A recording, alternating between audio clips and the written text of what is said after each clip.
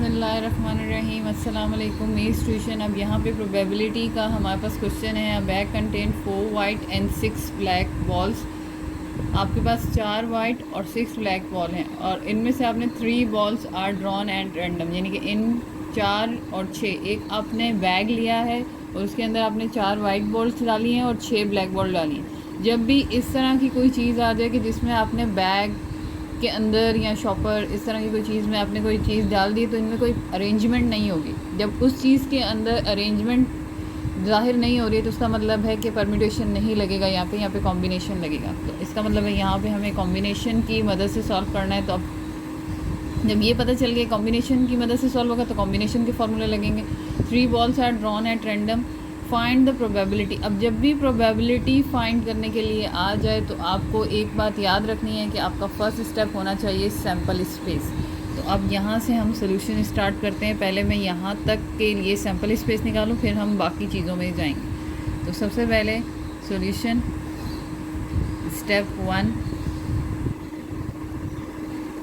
याद रखने वाली बात यह है कि जब भी आपको प्रोबेबिलिटी फाइंड आउट करनी है तो आपको हमेशा स्टेप नंबर 1 में सैम्पल स्पेस निकालना है। To find sample space, sample space निकलेगा। सबसे पहले हमें यहाँ पर NS number of sample space, और मैंने अभी बताया कि हमें कॉम्बिनेशन का फार्मूला लगाना है। तो NCR is equals to N factorial upon R factorial N minus R factorial. अब NS एग्जैक्ट रहेगा। अब आपके पास जो बॉल्स हैं उनमें 4 वाइट हैं और 6 ब्लैक हैं, तो टोटल बॉल हो जाएंगी 6 + 4 10, और आपने उसमें से 3 बॉल्स निकाली हैं तो आपके पास R हो जाएगा 3। तो अब यहाँ पे 10 फैक्टोरियल 3 फैक्टोरियल 10 माइनस 3 फैक्टोरियल। अब इसको सॉल्व करना है तो 10 फैक्टोरियल आप एज इट इज़ लिखेंगे, 3 फैक्टोरियल भी एज इट इज़ लिखेंगे, मल्टीप्लाई करेंगे 7 फैक्टोरियल। अब यहाँ पर मैंने आपको बताया कि जब आपके पास नीचे 2 वैल्यूज़ के साथ फैक्टोरियल हो तो इन दोनों में से जो बड़ा नंबर होगा ऊपर वाले नंबर को उस नंबर तक खोलेंगे। तो मैं 10 को बैकवर्ड काउंटिंग में जाके 7 तक पढ़ूँगी। 10 9 8 7 फैक्टोरियल, और यहाँ पे 3 को हम खोल देंगे और 7 फैक्टोरियल एज इट इज़ रहेगा। इससे कैलकुलेशन आसान हो जाती है। ये आपका कैंसिल हो गया। 2 1 ज़ा 2, 2 4 ज़ा 8, 3 1 ज़ा 3, 3 3 ज़ा 9, 10 3 ज़ा 30, 34 ज़ा 120 वेज। तो हमारे पास जो नंबर ऑफ़ सैम्पल स्पेस आए हैं वो हैं 120 वेज। तो ये आपका फर्स्ट स्टेप हो गया। अब आपको जो एग्ज़ामिनर या सवाल में जो भी गिवन है उसको सॉल्व करना है। सबसे पहली जो कंडीशन हमें गिवन है कि 2 वाइट बॉल्स हों और 1 ब्लैक बॉल हों। तो जब 2 वाइट एंड 1 ब्लैक बॉल होंगी तो हम यहाँ पे अब बताएंगे कि हम कर रहे हैं सिचुएशन ए। सिचुएशन ए क्या है हमारे पास? 2 वाइट एंड 1 ब्लैक बॉल। इसको हम प्रोबेबिलिटी ऑफ ए भी लिख सकते हैं क्योंकि ये हमें मालूम करनी है। अब यहाँ पर हमें क्या करना है? सबसे पहले नंबर ऑफ़ ए मालूम करने हैं कि आपके पास ये सिचुएशन कैसे बनेगी। NA इज़ इक्वल्स टू, आपके पास टोटल वाइट बॉल हैं 4 वाइट बॉल हैं, उनमें से कितनी होंगी? 2, और 6 ब्लैक बॉल हैं, उनमें से कितनी हो जाएगी? 1। तो अब यहाँ पे लिखने का तरीका क्या है? 4 कॉम्बिनेशन 2, क्योंकि 4 में से 2 वाइट बॉल हैं और ब्लैक हैं 6 कॉम्बिनेशन 1।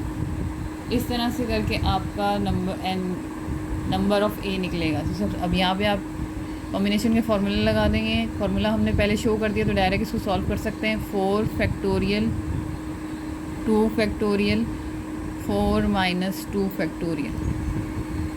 यहाँ पे साथ साथ इसको भी लिखेंगे 6 factorial 1 factorial 6 minus 1 factorial 4 factorial 2 factorial multiply by 2 factorial 6 factorial 1 factorial multiply by 5 factorial.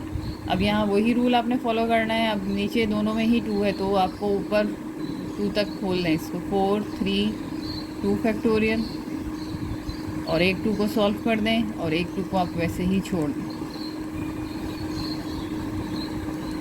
2 3 ज़ा 6। यहाँ पे करेंगे 6 मल्टीप्लाई 5 फैक्टोरियल और यहाँ 5 फैक्टोरियल एज इट इज़ रहेगा। 5 फैक्टोरियल से 5 फैक्टोरियल कैंसिल हुआ। यहाँ पे हमने लिख दिया 6 और ये 1 फैक्टोरियल खोलेंगे तो 1 ही बचेगा। तो यहाँ पे हमारे पास आंसर आएगा 6 6 ज़ा 36 वेज। तो आपके पास NA जो सॉल्व हुआ है वो आंसर आया है 36। अब इसकी प्रोबेबिलिटी फाइंड आउट करनी है तो हम इसकी प्रोबेबिलिटी निकालते हैं। अब प्रोबेबिलिटी निकालेंगे तो उसके लिए फार्मूला लिखेगा PA is equals to NA upon NS। NS हमने कैलकुलेट किया है 120 और NA हमने कैलकुलेट किया है 36। अब इनकी वैल्यूज़ हम वहाँ क्वेश्चन में डालते हैं तो इसका आंसर आया 36 और ये आंसर आया है 120। आप इसको काट भी सकते हैं। 6 6 ज़ा 36, 6 2 ज़ा 12, 2 3 ज़ा 6, 2 1 ज़ा 2 और 0। 3 अपॉन 10 इसका आंसर है। आप चाहें तो इसको डिवाइड करके 0.3 भी लिख सकते हैं। ये दोनों ठीक हैं। ये हमारी सिचुएशन ए हो गई है। अब हम करेंगे सिचुएशन बी।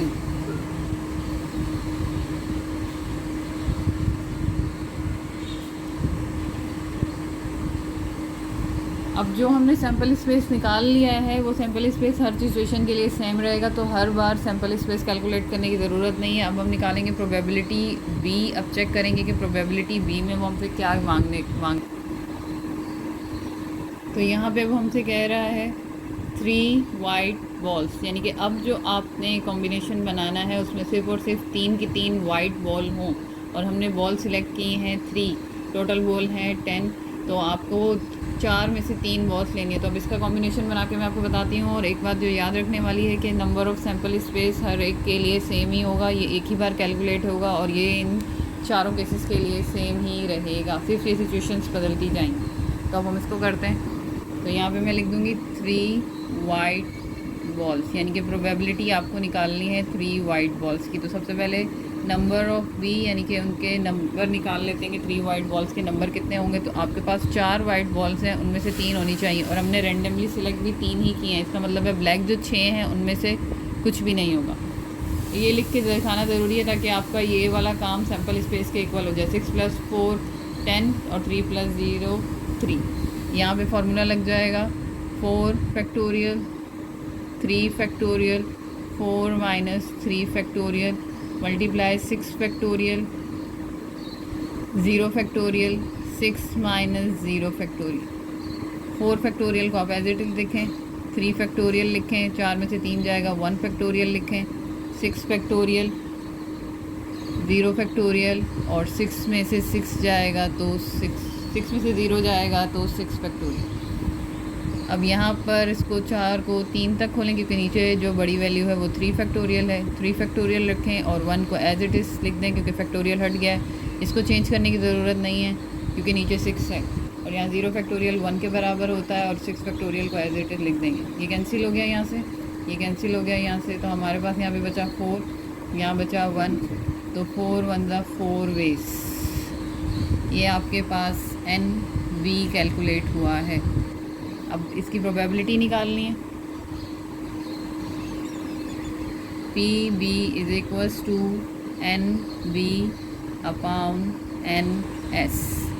NB आ गया मेरे पास 4 और NS आ गया मेरे पास 120 जो हमने पीछे कैलकुलेट किया हुआ था। तो 4 1 ज़ा 4, 4 3 ज़ा 12, तो 1/30। आप इसको सॉल्व करके पॉइंट में भी लिख सकते हैं। तो सेकंड सिचुएशन का आंसर आ गया है हमारे पास। अब थर्ड सिचुएशन सॉल्व करते हैं।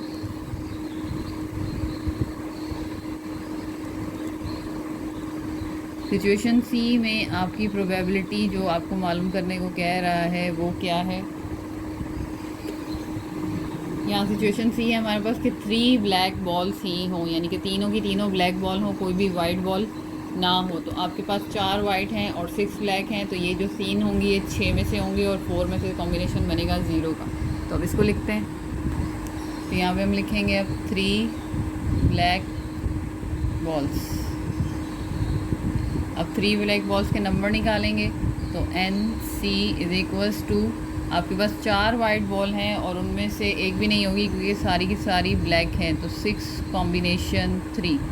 अब ये बनाने में ये याद रखना है कि जो ऊपर वैल्यू का सम है वो 10 हो, क्योंकि आपके पास टोटल बॉल 10 है और जितना आपने रेंडमली सिलेक्ट किया है वो नीचे का सम होना चाहिए, ये बात याद रखनी चाहिए। अब यहाँ पे पहले हम लगाएंगे 4 factorial, 0 factorial, 4 minus 0 factorial, 6 factorial, 3 factorial, 6 minus 3 factorial.